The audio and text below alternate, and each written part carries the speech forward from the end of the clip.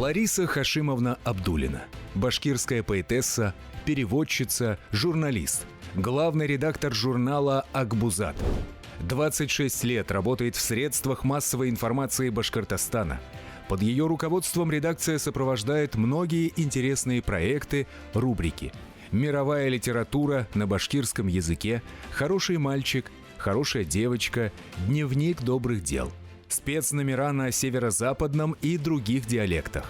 В 2022 году редакция журнала выпустила 2 спецномера для детей Донецкой и Луганской народных республик.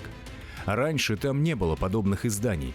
За этот проект зимой 2023 года премьер-министр России Михаил Мишустин наградил коллектив журнала премией правительства Российской Федерации. С детьми нужно быть откровенными и искренними. Их не обманешь. Наверное, это для кого слово «родина» равно как слово «честь», слово «совесть».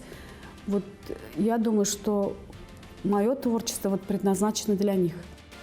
Указом главы Башкортостана Радия Хабирова в марте 2023 года Ларису Абдуллину наградили орденом Салавата Юлаева. Башкортостан – это повод гордиться.